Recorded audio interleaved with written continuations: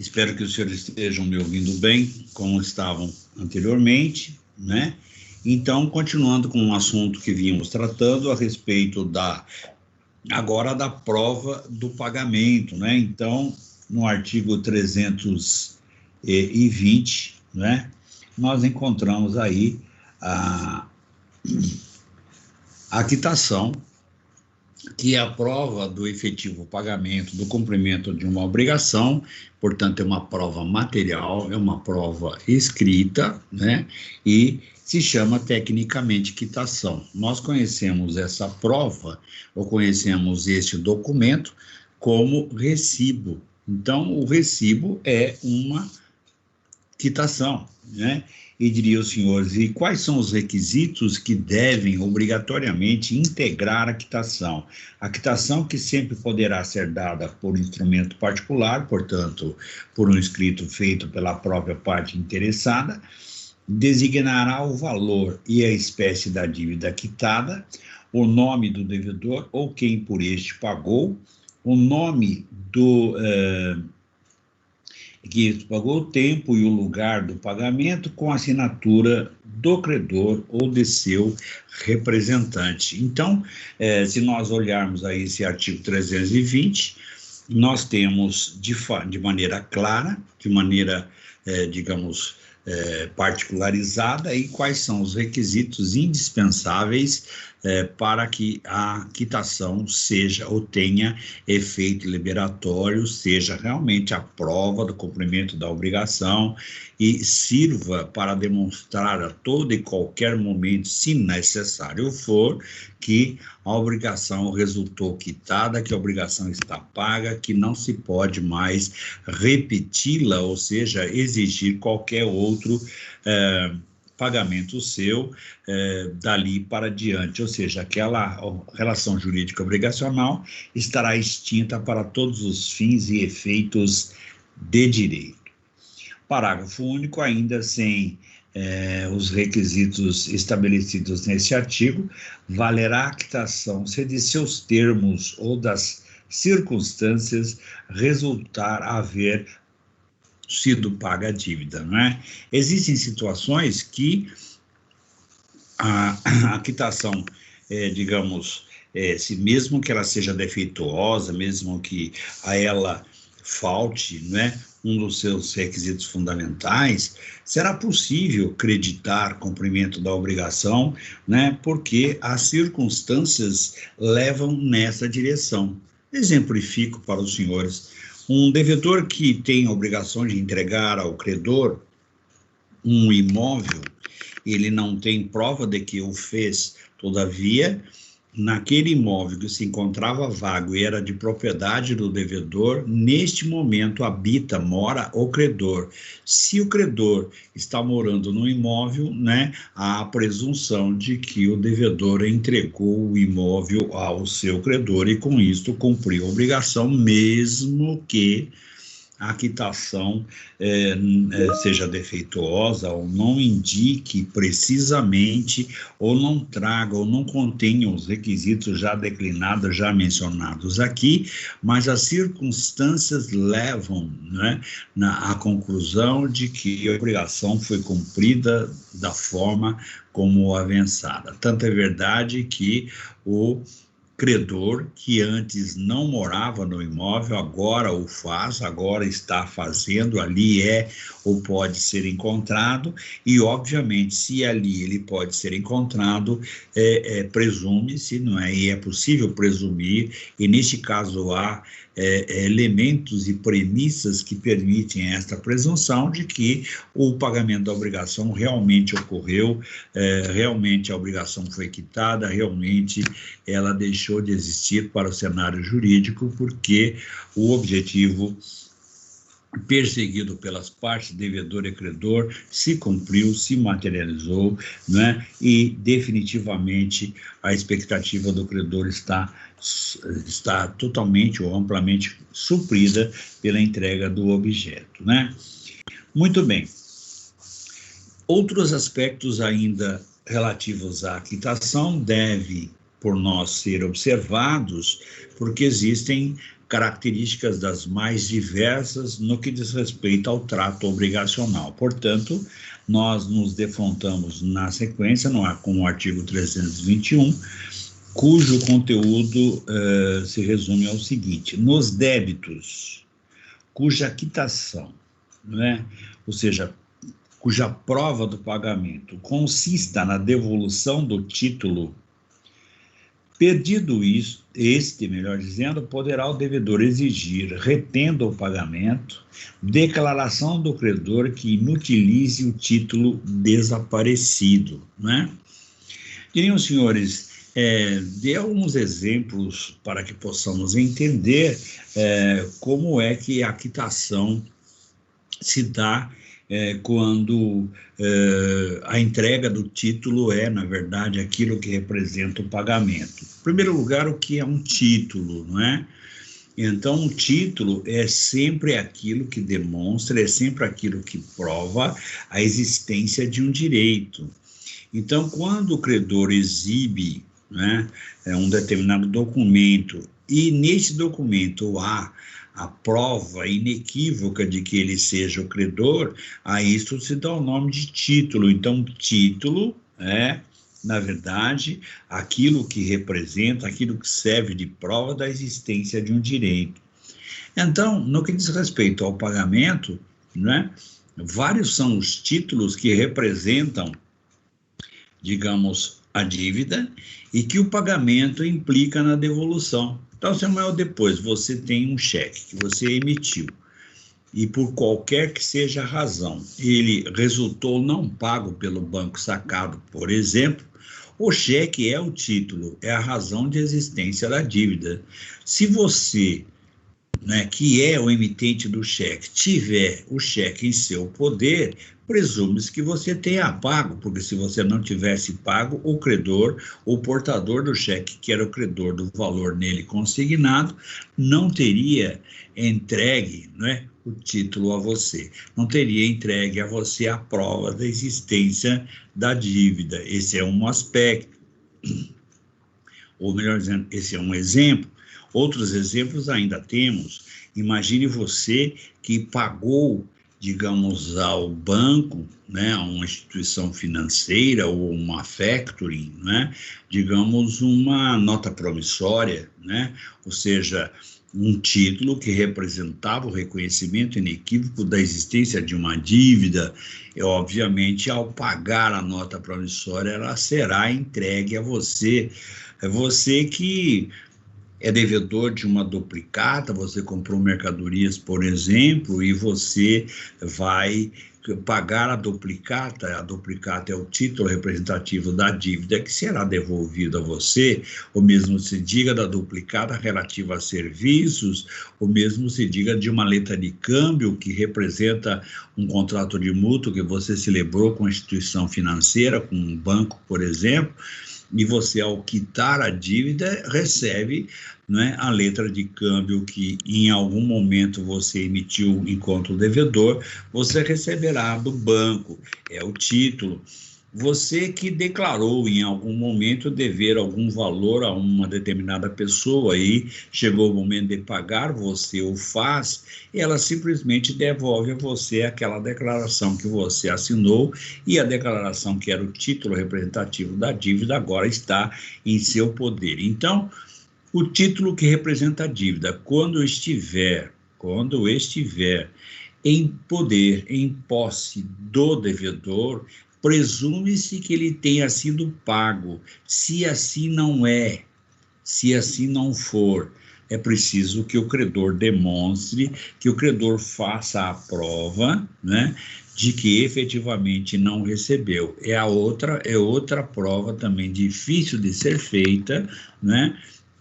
Uma prova também bastante, digamos, difícil de ser realizada, não é? Porque ela, na verdade, por que assim se exige? Por que há essa exigência ou exigência nesse sentido? Ora, o comum é, quando o devedor paga a dívida que é representada por um título, o título é devolvido a ele. Se não for, então evidentemente, é preciso haver prova em sentido contrário para não se acreditar nesta presunção. Por outro lado, se porventura você for devedor de uma obrigação que é representada por um título, e ao pretender pagar, vem o credor com a informação de que o título sumiu, de que ele se extraviou, de que ele foi furtado, de que ele se destruiu por qualquer fenômeno que seja, né? De assim, então, agora eu não posso pagar, se ele não tem o título, eu não lhe pago, não é? Tá certo? Então, esta é uma conclusão, esta é uma conclusão a que se chega que não é verdadeira, né? Se você, evidentemente, tem aí a consciência de que tem um título, o título não é apresentado, basta que o credor faça uma declaração circunstanciada, né, de que o título não se encontra mais em poder, e a partir do momento que você faz o pagamento, ele declara que aquele título perdeu completamente a eficácia, né? Então, esta é a ideia a respeito da possibilidade, ou meio, a maneira ou a forma de se realizar o pagamento de acordo com o artigo 321. Por outro lado, nós temos aí o 322, que fala do pagamento, né? Do pagamento, então, em cotas periódicas, ou seja, em prestações, em parcelas sequenciais, sucessivas. E aí nós temos um princípio a ser observado. O pagamento da última, a quitação da última, ou seja, a prova do pagamento da última parcela, entendeu? Ela, na verdade, então, quando o pagamento for em cotas periódicas, a quitação da última estabelece até prova em contrário, portanto, é uma presunção apenas relativa, né, de estarem solvidas ou estarem pagas as anteriores, né? É claro, é evidente, não precisa fazer muito esforço, já falamos desse assunto, agora vamos repetir. A prova do pagamento é prova a ser realizada, a ser feita pelo devedor. Então, esta é a regra. O devedor alega pagamento. Quem alega a existência de um fato extintivo, como é o pagamento, fica incumbido de fazer a prova. Todavia, essas previsões que nós estamos verificando aqui estabelecem, entendeu? Digamos, coloca em xeque, coloca em dúvida determinadas circunstâncias e desloca a prova para o credor. Então, existe prova por parte do devedor, quando ele alega pagamento, e existe a prova a ser produzida pelo credor, quando ele alega que não recebeu, né? Então, o pagamento feito em cotas periódicas, como, por exemplo, é o aluguel, como, por exemplo, a prestação de um mútuo, seja decorrente da aquisição de um carro, seja aquisição de um imóvel. Então, tudo isso nós temos cotas periódicas. O aluguel é um melhor exemplo disso, né? Então, a cada 30 dias tem de pagar o aluguel, seja de imóvel, seja de móvel, seja de equipamento e assim sucessivamente, né? Todo mundo conhece isso. Então, o que a lei civil nos informa? Que até prova em contrário, portanto, há possibilidade de haver prova em contrário, né? Numa obrigação cujo cumprimento é feito em cotas periódicas, ou seja, em prestações sucessivas, o pagamento, né, da anterior, a quitação da anterior, presume-se, evidentemente, que todas as anteriores estejam pagas. O pagamento da última pressupõe que as outras estejam pagas, salvo prova em sentido contrário. E diriam, senhor, mas isso acontece? Às vezes acontece. Por exemplo, o sujeito recebe os boletos, né, para realizar o pagamento em ordem sucessiva, e ele, digamos, coloca ali um boleto do mês subsequente em lugar do mês vigente, vai e paga. Ficou uma janela aí, ficou alguma coisa em aberto, né? Então, daí para diante, a prova de que pagou efetivamente aquilo é dele, ele tem que apresentar, e evidentemente aquela que ficou em aberto, e ele vai ter de quitar quitá-la da mesma forma, porque senão, então, vai haver aí a descontinuidade do cumprimento da obrigação, e ela foi contratada, foi ajustada, foi, enfim, estabelecida para ser cumprida em parcelas sucessivas, e se as parcelas são mensais, então, obviamente, um mês após o outro, né? Então, final de fevereiro, uma, final de março, outra, final de abril, final de maio, e assim sequencialmente, né? Uma outra questão importante que muitas vezes não se observa da maneira adequada, isso representa um grande prejuízo, é o princípio fundamental de que o acessório acompanha o principal. Portanto, se você der quitação do recebimento do capital, por exemplo, né? Se não houver ressalva, implica na quitação dos juros também, né? Então, sendo a quitação do capital sem reserva dos juros, ou seja, sem fazer uma reserva a respeito de que os juros não estão sendo pagos, presume-se que estejam. Então, é preciso que nós tomemos cuidado com isso. Então, amanhã ou depois você vai receber um valor. Esse valor está sujeito a juros, você recebe só o principal e não faz ressalva dos juros, a presunção de que você recebeu o valor devido corretamente, integralmente. Aí o aluno sempre, ou quase todo ano, me sai com o seguinte comentário. Imagina, mas se for, por exemplo, R$15, R$20, né? Não vai causar espécie? Talvez não cause espécie, R$15. Mas imaginemos que o sujeito está recebendo uma dívida de R$2 milhões, né? Com juros, ainda que seja, digamos, uma taxa de 6% ao ano, né? Que se ele recebeu os 2 milhões, não tem lá juros, imagine que o juros seja de 0,5% ao mês e está atrasada a obrigação aí, digamos, está atrasada 6 meses, né? Só aí nós já temos 3%, 3% de 2 milhões são R$60 mil, né? Tá certo ou não? Já é algo considerável, ou não é? Então, essa história de dizer que determinadas situações, ou que em determinadas situações não observar o direito não faz diferença, pode não fazer uma diferença monetariamente falando, mas faz toda a diferença no que diz respeito ao trato. E a mesma dívida de 2 milhões, que implica em obrigação de pagar o principal e o acessório e fazer reservas, no que diz respeito a uma de R$2 mil também, no que diz respeito a uma de 20 também, de 200 também, e assim sucessivamente. Ou seja, não se discute aqui montante, se discute maneira ou forma a ser aplicado no cumprimento das obrigações, né? Então, diz o artigo 324, a entrega do título ao devedor firma a presunção do pagamento. Todavia, essa presunção é apenas relativa, ela não é absoluta. Por quê? Porque o parágrafo único, o parágrafo único desse mesmo artigo estabelece o seguinte: se ficará sem efeito a quitação assim operada, se o credor provar em 60 dias, né, a falta do pagamento. Pergunta fatal: ultrapassados os 60 dias, ele decaiu do direito de fazer a prova de que não recebeu, portanto, a famosa prova negativa. Então, os senhores ouvirão muitas vezes que em direito, né, não pode se obrigar, digamos, alguém a fazer prova de que não fez alguma coisa.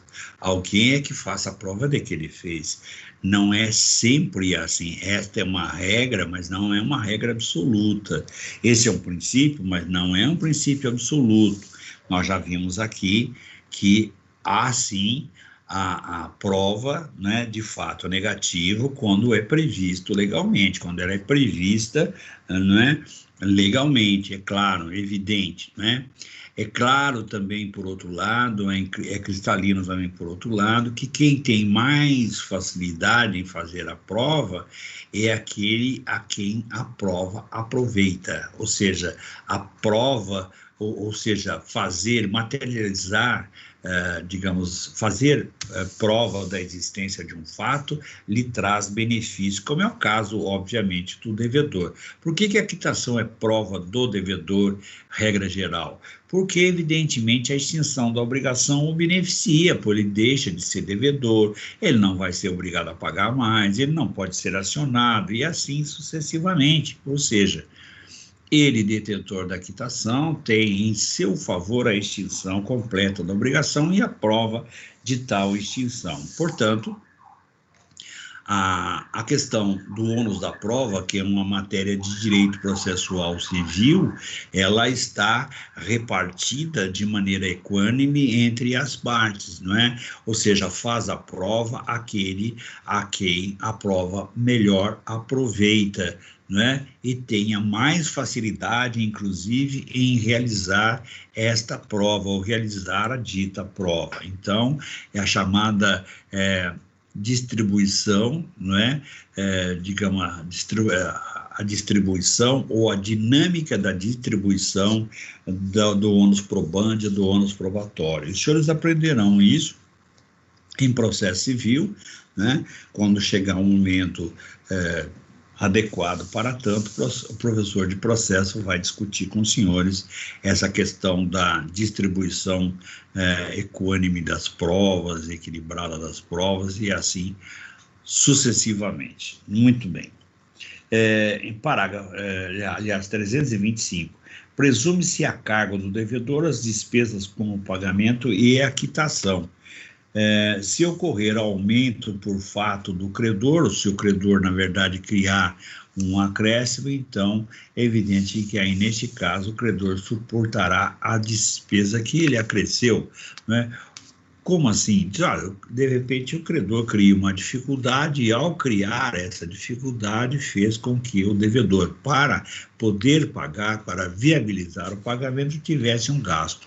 Então esse gasto será por conta do credor, evidentemente. Vamos imaginar que um credor se recusa a receber e o devedor seja obrigado a contratar um advogado, ingressar com ação, pagar custas, não é, derivadas aí deste processo. Tudo isso será depois, evidentemente, debitado na conta do credor, porque foi ele que deu margem a tudo isso, desde que a ação proposta, evidentemente, seja julgada procedente em prol do devedor, é claro, né?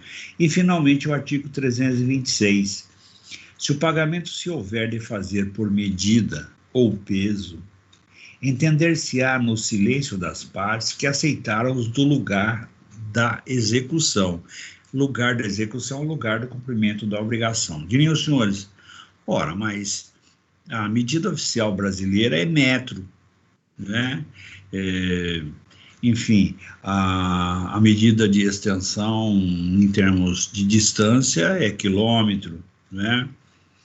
Mas não se iludam, no território brasileiro, extenso, continentalmente falando, né, tem a dimensão de um continente, e nós temos aqui medidas as mais estranhas, inclusive medidas que a gente nem conhece direito ou não estamos habituados a ouvir. Certamente os senhores já ouviram dizer em algum momento, quem é do interior conhece isso bem, quem não é, provavelmente nunca ouviu, alguém dizer o seguinte, olha, se pergunta a alguém, a que distância mais ou menos fica, digamos, um povoado, um lugar, um endereço qualquer, um lugar X? E o sujeito responde tranquilamente, fica mais ou menos uma légua e meia, né? Diria os senhores, uma légua e meia, que medida de extensão ou de distância é essa? É quilômetro, é milhas? Como é que é esse negócio, né? Pois é, curiosamente, uma légua e meia corresponde a 9 quilômetros. Uma légua tem 6 quilômetros, né? É quase uma milha, vamos colocar assim, né? Então, é 6 quilômetros, e obviamente uma légua e meia são 6 dividido por 2, 3, então 6 mais 3, 9 quilômetros. Então, digamos, uma légua e meia corresponde a 9 quilômetros, assim como os senhores ouvirão o seguinte, não é? Meu pai tem um terreno, ou vendeu para fulano um terreno que tem 12 braças, né? Queria o senhor 12 braças? Ué, terreno não se mede mais em metros quadrados? Pois é, cada braça tem em média 1,20 m linear. Se você pegar 12 vezes 1,20 m, você tem 14,40 m. Então, o que que você tem? Você tem um espaço territorial que tem 14,40 m, né? Então, você tem, né, para um quadrado, né, uma figura geométrica regular. Então, você tem 14,40 por 14,40 por 14,40, né? Dá, enfim, aí uma metragem equivalente a quase 180, um pouco mais de 180, 200 metros quadrados aproximadamente. Então, isso para trazer para a nossa versão. Você ouvirá em algum momento alguém falar assim, olha, fulano tem uma terrinha em tal lugar, 6 litros de terra. 6 litros de terra, quer dizer, o sujeito põe a terra que o sujeito tem em 6 litros, em 6 medidas de litro, é isso? Não, não é. Isto é uma extensão territorial que corresponde à possibilidade de se plantar 6 litros, litros aí no sentido físico, não é? Do maior grão possível. Milho, por exemplo, é uma boa medida. Então, onde se planta 6 latas, não é, de 1 litro, né, correspondente a 1 litro líquido, não é, cheio, por exemplo, de grãos, onde se planta esses grãos, né, a extensão, a área é medida, então, pela possibilidade de plantação desses grãos. Então, temos aí a questão dos litros. Temos uma outra medida em termos de área, chamada quarta, né, chamada tarefa, outra medida, são extensões que às vezes vão desaparecendo com o passar do tempo, deixam de ser usuais, mas alguns estados ainda mantêm essa tradição, inclusive a diferença até na metragem oficial. Imagine que um alqueire, que é uma medida de área, né, utilizada para os imóveis, principalmente os rurais, né, no estado de São Paulo, mede 24.200 metros quadrados, né? Um alqueire paulista. Mas o alqueire mineiro é de 48.400 metros quadrados, é o dobro. O goiano, idem. Então, vejam, senhores, que há discrepância, né, de medidas ou de situações dentro do próprio país, né? Então, está aí. Presume-se a carga devedora, as despesas tal, já falamos, melhor dizendo. Se o pagamento se houver de fazer por medida, peso, outra questão, você diz assim, quando pesa, por exemplo, esse animal, pesa 10 arrobas. Você diz assim, 10 arrobas? 10 arrobas são quantos quilogramas mesmo? Né? Então, 10 arrobas são 150 quilos. Cada arroba pesa 15 quilos, né? Ou é equivalente a 15 quilos. E assim, nós encontramos várias medidas em lugares distintos, diferentes, não há uma uniformidade, não havia em 1916 e não há em dias atuais, né? Então, nós precisamos, algumas situações, nós precisamos conhecer estas conversões ou a conversão a ser realizada, né? Mas não se desespere com isso, ninguém fará, evidentemente, eu não perguntarei aos senhores esta equivalência, né, em termos de medida, porque nós estamos mencionando apenas as curiosidades, só para que amanhã ou depois os senhores não estranhem, né, alguém dizer que, digamos, determinado lugar fica daqui até lá, aproximadamente uma légua, um pouquinho mais de uma légua, então os senhores sabem que aí a extensão é de 6 quilômetros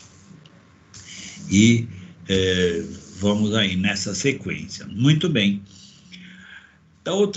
Outra questão fundamental a respeito ainda do pagamento, né, é o lugar onde deva ser ele feito. Diriam os senhores, puxa vida, mas até isto, não é? Nós precisamos ter em mente, precisamos conhecer, sim, é claro. Os senhores, em algum momento do curso dos senhores, mais precisamente eu posso garantir, que foi por volta do segundo trimestre, sei lá, segunda parte aí da parte geral do primeiro ano dos senhores, os senhores estudaram domicílio. Domicílio é o lugar físico, o espaço local onde a pessoa é encontrada ou deva ser procurada para cumprir as suas obrigações e exercitar o seu direito, né? Então, existe o domicílio fixado por lei, existe o domicílio de eleição contratual, existe o domicílio vinculado, né, ao poder familiar, e assim, existe o domicílio da mulher casada, e vai por aí afora. Pois bem, isso os senhores tiveram a oportunidade de estudar e naquela oportunidade, naquela época, naquele tempo, certamente ficaram se perguntando o que fariam com esta informação, em que momento precisariam dela novamente. E chegou o momento, né? Ou pelo menos um deles, no momento em que nós precisamos recordar aqueles princípios já anteriormente estudados, não é? Já anteriormente tratados e que nós temos de guardar, e vamos verificar que a obrigação há de ser cumprida num determinado lugar, não é? Onde exatamente? Em princípio, do domicílio do devedor, né? Salvo se outra previsão não tiver sido feita, outro ajuste não tiver sido feito, e além do que nós temos ainda a previsão legal que estabelece determinados critérios, né? Por exemplo, nas relações de consumo, né? O domicílio, o lugar certo para que o consumidor, aquele que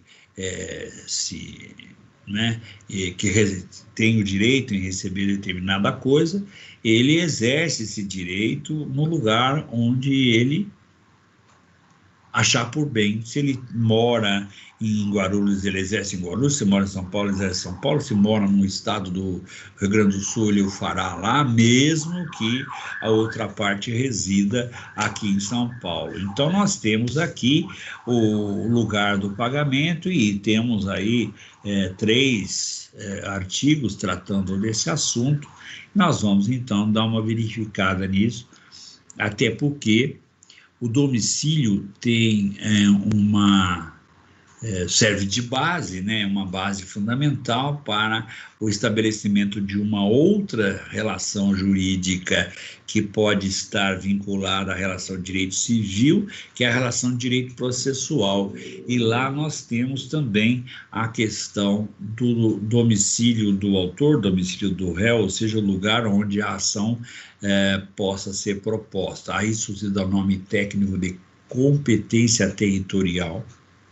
Ou seja, a competência, ou seja, o poder judicante, o poder do juiz é fixado pelo território, então é a competência territorial, né? Então é evidente que direitos a serem exercitados em Guarulhos só poderão ser em Guarulhos, não poderão ser em São Paulo. Aqueles que podem ser exercitados ou o domicílio está fixado, digamos, em São Paulo, não pode ser exercitado em Guarulhos, e assim sucessivamente. Claro, ressalvadas previsões de leis especiais. Aqui nós estamos falando da regra comum da lei civil. Então, o artigo 327 tem a seguinte redação: efetuar-se-á o pagamento no domicílio do devedor, salvo se as partes convencionarem diversamente, ou se o contrário resultar da lei, da natureza da obrigação ou das circunstâncias. Essa questão da natureza da obrigação ou das circunstâncias, podemos citar como exemplo aqui o cumprimento de uma obrigação envolvendo o imóvel, regra geral, no território onde o imóvel está situado, porque não tem, evidentemente, como os senhores sabem, como deslocar uma coisa imóvel, evidentemente, não é? Diriam o parágrafo único desse mesmo artigo: designados 2 ou mais lugares, cabe ao credor escolher entre eles. Então, se existe 3 lugares ou 2 lugares designados, previstos, ajustados para que a obrigação seja cumprida nesse território, né? Então aí fica a critério do credor escolher livremente entre um e o outro, né? Diria, para que serve? Imagine a seguinte situação: os senhores têm uma obrigação, os senhores são credores de uma obrigação, os senhores moram em Guarulhos, o devedor também mora em Guarulhos, ok? Então, os senhores convencionaram o pagamento em Guarulhos. De repente, o senhor muda para São Paulo, né? Então, o pagamento continua vinculado lá em Guarulhos. Por quê? Porque foi lá que foi avançado. Mas eu mudei para São Paulo. Sim, você mudou, mas a obrigação originariamente estava estabelecida, digamos, ou estava contratada ou ajustada para ser cumprida no território de Guarulhos. Então, permanece ali, né? Permanece lá. Então, isso, em princípio, não é só se mudará pelas circunstâncias, como diz esse próprio artigo. E nós vamos encontrar daqui a pouco uma circunstância que vai determinar a alteração desse território. Pois muito bem. Artigo 328, se o pagamento consistir na tradição de um imóvel, portanto, na entrega de um imóvel, ou em prestações relativas a imóvel, portanto, é um domicílio, não é, pré-fixado, far-se-á no lugar onde situado o bem. Portanto, o território onde se situa o imóvel será aquele, né, em que será utilizado como local para o cumprimento da obrigação, tendo este perfil, né? Diriam os senhores, é isso, pela lei civil comum. Pela lei civil especial, pode haver alteração? Sim, o Código de Defesa do Consumidor diz que pode ser a obrigação cumprida no lugar escolhido livremente pelo devedor. Então, por que há essa diferença? Nós estamos falando do direito civil comum, e o Código de Defesa do Consumidor é uma lei civil especial, uma lei civil com características especiais, né? Artigo 329, né? Ocorrer um motivo grave para que se não efetue o pagamento no lugar determinado, poderá o devedor fazê-lo em outro, sem prejuízo para o credor. Quer dizer, excepcionalmente é possível, né, ao devedor cumprir a obrigação em outro lugar, mas sem nenhum prejuízo, né, sem causar nenhum tipo de prejuízo. E, finalmente, ainda falando do pagamento, ainda falando do cumprimento da obrigação, o artigo 330, o pagamento reiteradamente feito em outro local faz presumir renúncia do credor relativamente ao previsto no contrato. Então, nós temos aqui uma situação em que, digamos, a atualidade no cumprimento da obrigação fora do território, fora do lugar inicialmente tratado, né, altera, modifica, né, faz com que o lugar do cumprimento da obrigação resulte alterado. Todavia, é preciso que nós observemos o seguinte: existe aqui digamos, uma expressão adverbial, né, reiteradamente. Reiteradamente é um advérbio de modo, é uma maneira de fazer as coisas. Como é que isto funciona? O que é uma situação reiterada, né? Muito embora a redação da própria lei não estabeleça critérios de como deva ser entendida a expressão adverbial reiteradamente, né? As decisões, enfim, a apreciação de questões com esse perfil tem levado em consideração a seguinte norma. Primeiro pagamento feito fora do território previamente ajustado, né? Então, é feito um pagamento fora do território. É feito o segundo, reitera-se. É feito o terceiro, né? Feito o primeiro pagamento fora do território, né? É a primeira vez feito o pagamento. Feita a segunda, confirma-se, né? Tá certo? Ratifica-se, na verdade, novo território. Terceira, reitera-se, ou seja, ficou reiterado.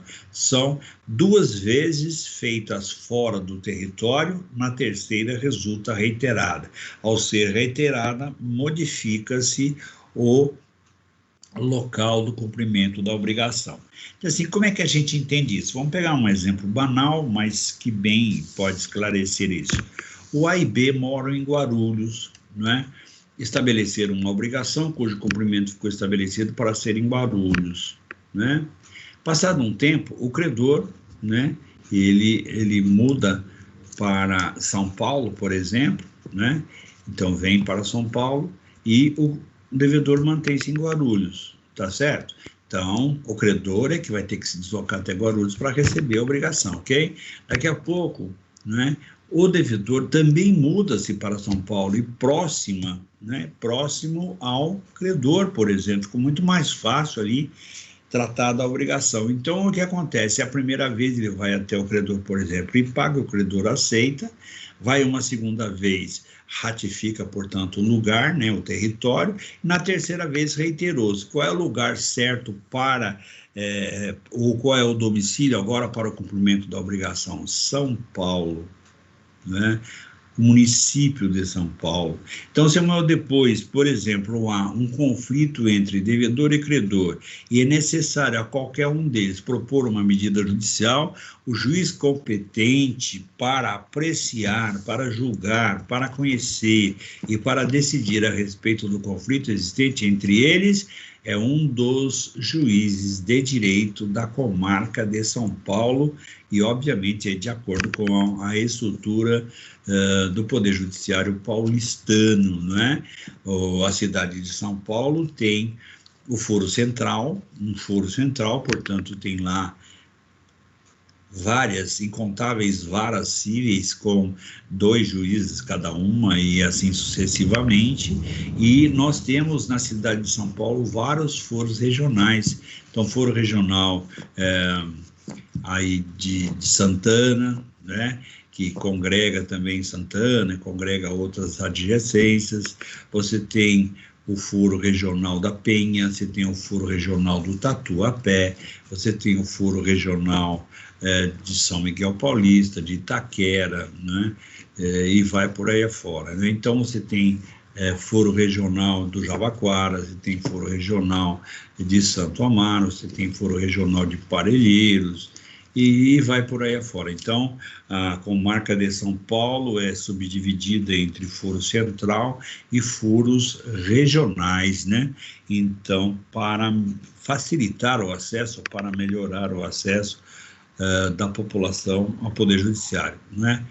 Deveria ser muito melhor, mas isto, em algum momento, quando foi idealizado, facilitou sobremaneira a vida das pessoas. Então, não se pode nem criticar. Muito embora se possa criticar a lentidão, possa, digamos, criticar a falta de dinâmica, a demora e assim sucessivamente, mas alguns aspectos desta subdivisão, né, do Poder Judiciário na capital paulista produziu bons resultados para quem, evidentemente, pôde vivenciar os períodos diversos, né, quando havia a estrutura centralizada e depois com os foros regionais, ou seja, uma estrutura muito melhor, ainda que não fosse perfeita, ainda que não seja perfeita, o que não está em discussão, nós tivemos aí uma evolução, uma vantagem, algum ganho no que diz respeito a essa reestruturação feita há algumas décadas passadas. Tudo bem. Então, agora nós sabemos que o pagamento deu a ser feito no lugar também apropriado para isto, não é?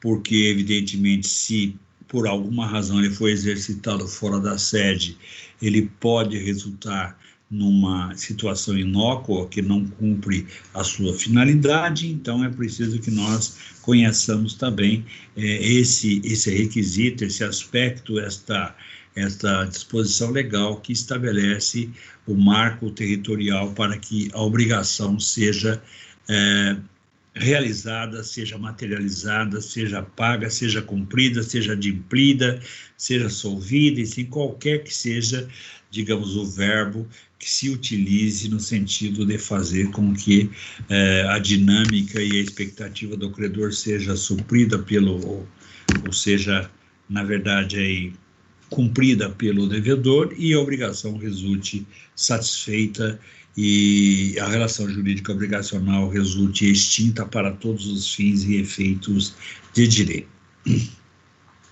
Já falamos do lugar e agora vamos falar do tempo, né? O pagamento, para ter eficácia liberatória, para se cumprir efetivamente a obrigação, é preciso obedecer o requisito tempo, né? As obrigações são fixadas no tempo, no que diz respeito ao seu cumprimento, e, evidentemente, ambas as partes estão adstritas, estão vinculadas, estão, digamos, submetidas a este tempo. O tempo não é o tempo regular, né, que as partes querem, um tempo que seria interessante para elas, mas sim aquele em que elas fixaram o cumprimento da obrigação. A expectativa do credor dura até a obrigação ser satisfeita, a expectativa positiva, né? E a expectativa negativa do devedor, por sua vez, também dura o mesmo tempo, o tempo equivalente, né? Então, do tempo do pagamento. Para que o pagamento tenha efeito liberatório, é preciso que o objeto seja o devido, que quem paga seja realmente o devedor ou quem o fizer por ele, que quem receba seja o credor, o seu representante, que o pagamento seja realizado no tempo, né? No tempo previsto para tanto, para ter eficácia liberatória, e assim nós temos os requisitos próprios do pagamento, os requisitos próprios para que o pagamento tenha efeito, tenha eficácia. Então, do tempo do pagamento, né? E nós temos o artigo 331, melhor dizendo, que estabelece o seguinte critério: salvo disposição legal em contrário, não tendo sido ajustado época para o pagamento, pode o credor exigi-lo imediatamente. Diriam os senhores, essa disposição do artigo 331 é absolutamente clara, cristalina e tal, é só seguir o que está aí. Então, se não tiver disposição legal expressa, se não tiver uma data pré-fixada, quando é que vence a obrigação, né? E a resposta é, vence imediatamente. Diz, mas isso é importante? Claro, imagine os senhores emitindo uma promessa de pagamento como uma nota promissória, por exemplo. Então, estão lá, prometem pagar, digamos, numa certa data. Esquecem de colocar a data. Quando é que o credor pode exigir o pagamento?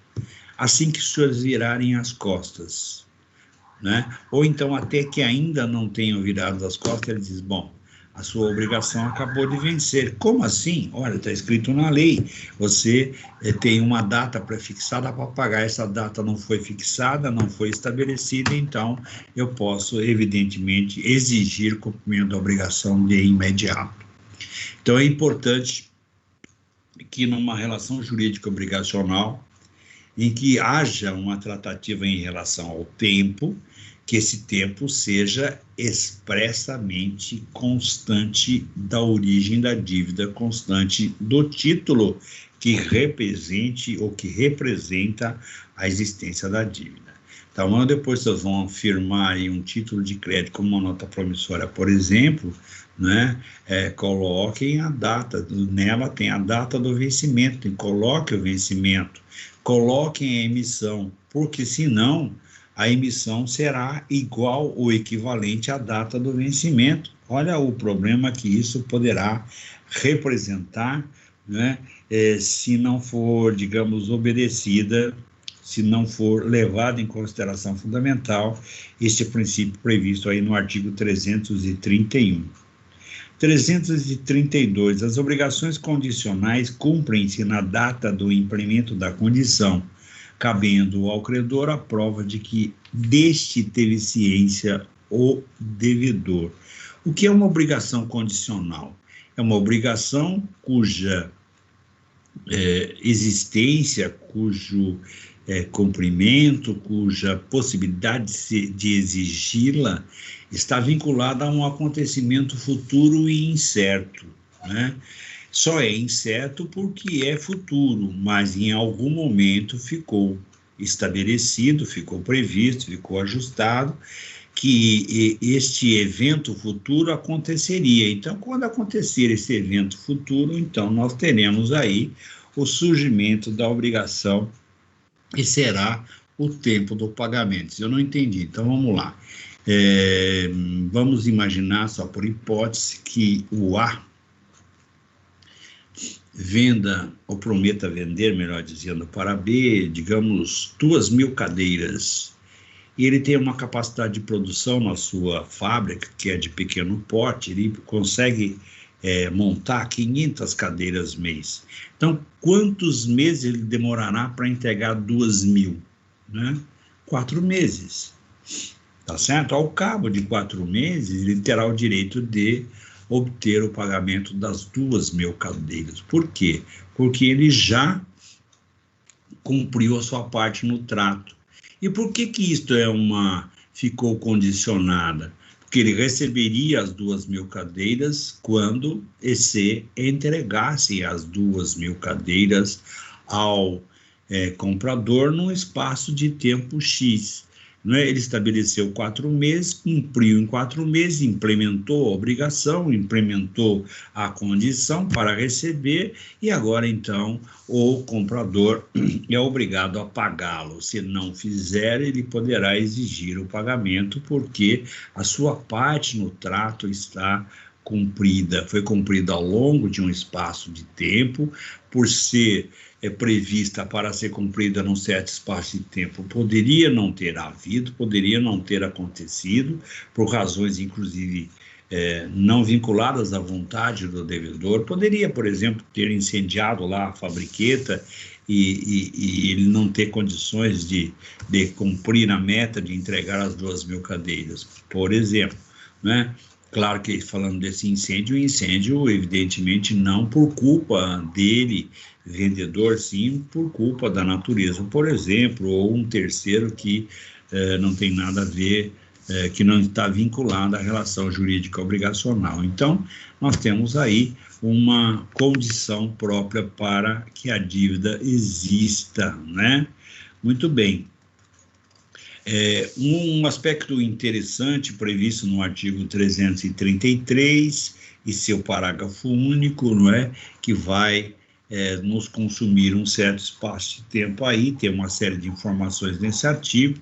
Esse artigo 333, grosso modo, né, em sentido amplo, lato sensu, ele tem a previsão efetiva da antecipação, melhor dizendo, da antecipação do vencimento da obrigação.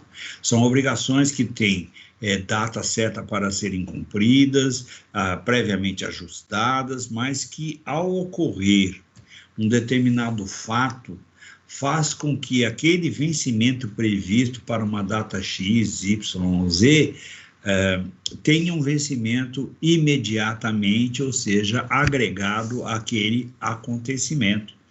Então, diz o artigo 333, né? Ao credor assistirá o direito de cobrar a dívida antes de vencido o prazo, portanto, é vencimento antecipado da dívida, né? Antes de vencido o prazo estipulado no contrato ou marcado neste código. E aí nós temos inciso 1, 2, ou 3, digamos aí, e depois o parágrafo único estabelecendo os critérios que permitem a antecipação. Hoje nós já falamos desse assunto aqui quando mencionamos a questão da insolvência civil. E agora vamos imaginar aqui, ao credor assistirá o direito de cobrar a dívida, então, por antecipação, portanto, antes do vencimento, se acontecer qualquer um desses fatores que estão previstos aqui. Inciso 1. No caso de falência do devedor ou de concurso de credores. Pois bem, falência está aí na lei civil, mas ela é, na verdade, uma matéria que está ligada, portanto, afeta ao direito empresarial. O direito empresarial hoje está é parte integrante do direito civil. Antigamente, ou antes disso, antes da vigência do Código Civil de 2002, né, o direito empresarial, ele integrava o Código Comercial brasileiro, que é a legislação codificada mais antiga em vigência no país, né, data de 1850, portanto, antes até da proclamação da República, não é? Para os senhores terem uma ideia, o Código Comercial brasileiro entrou em vigor em 1850, ainda no Império de Dom Pedro II, não é? Baseado no Código Civil, no Código Comercial de Napoleão, portanto, um código francês, comercial francês. Enfim, notem os senhores que realmente é uma legislação para lá de antiga. O Código Civil trouxe consigo, na sua vigência de 2002 para esta data, trouxe a parte geral do direito comercial brasileiro e a parte especial continua em vigor, a parte especial do Código Comercial. E para cá vieram, então, as sociedades, para cá vieram, né, os títulos de crédito e assim sucessivamente. A parte geral do Código Comercial brasileiro veio para o direito civil com a denominação, né, com a nomenclatura de direito empresarial, e os senhores estudam essa matéria no curso dos senhores também. Então, por isso que no parágrafo 1º existe a expressão falência que é típica do direito empresarial, só se aplica à insolvência, né, das pessoas jurídicas que exercem atividade comercial no sentido estrito. Então, falência é típica, não é, da atividade comercial, não é da atividade negocial, prestadora de serviços, por exemplo, e a falência também se aplica à indústria, porque a indústria, além de industrializar, como o próprio nome indica, ainda tem, evidentemente, a parte comercial. Não adianta industrializar se não vai vender, né? Então, quando a lei civil fala que em caso de falência ou de concurso de credores, na verdade, mais apropriado seria ela dizer no caso de insolvência civil, né, e do concurso de credores. O concurso de credores é parte integrante da falência e é parte integrante também da insolvência civil. O que é concurso de credores, perguntariam os senhores, né? O senhor sabe que num concurso se estabelece uma ordem classificatória, né? Então, o primeiro colocado, o segundo, o terceiro, o quarto, depende da organização do evento. Nós temos a classificação dos participantes. Os que chegam, por exemplo, numa corrida, com uma São Silvestre, quem chega em primeiro lugar, quem chega em segundo, em terceiro, em quarto, em quinto, e assim sucessivamente, né?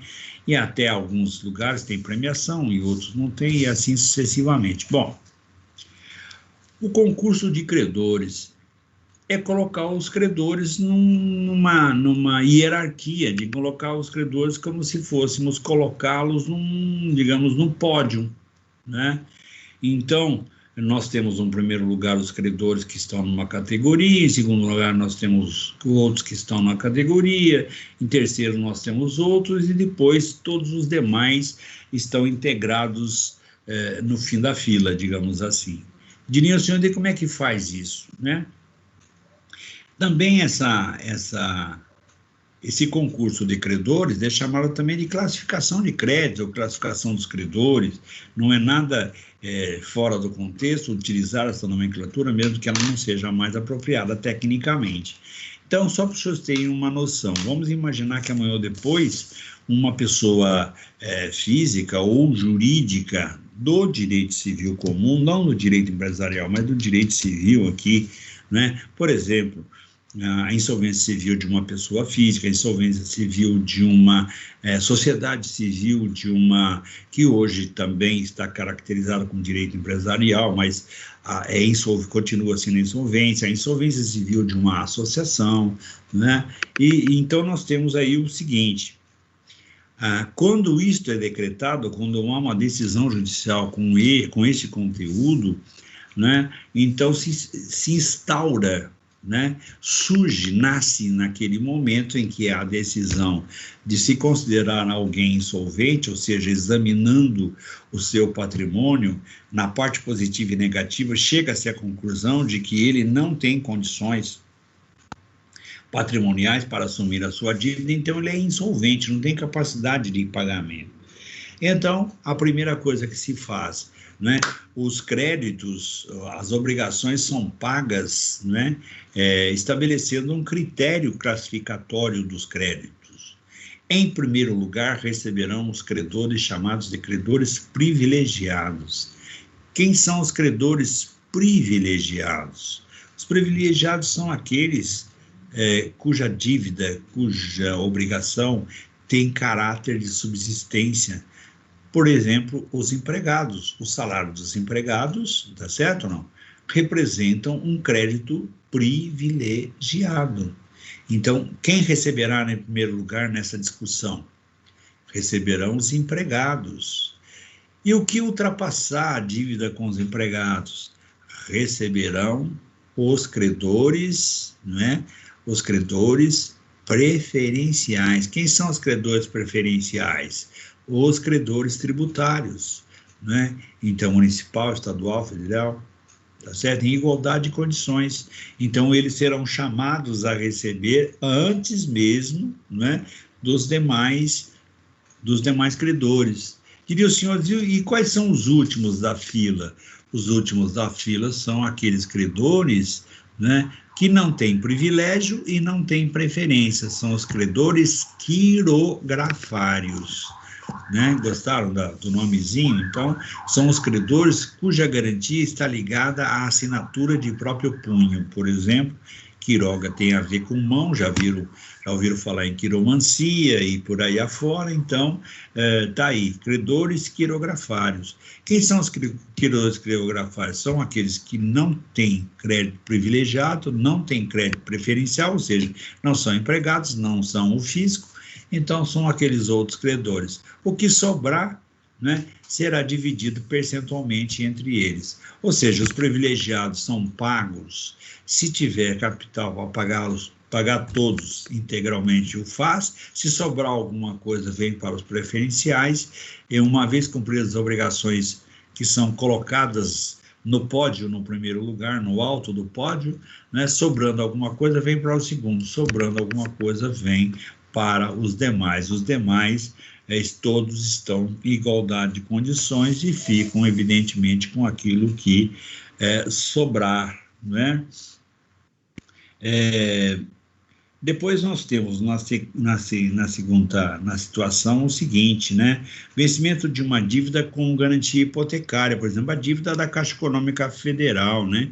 Então, por exemplo, Minha Casa Minha Vida, o comprador lá não paga uma dívida que não tem nada a ver com a casa, não paga uma dívida qualquer em algum lugar. O credor daquela dívida ingressa com uma ação contra ele e penhora os direitos, não é?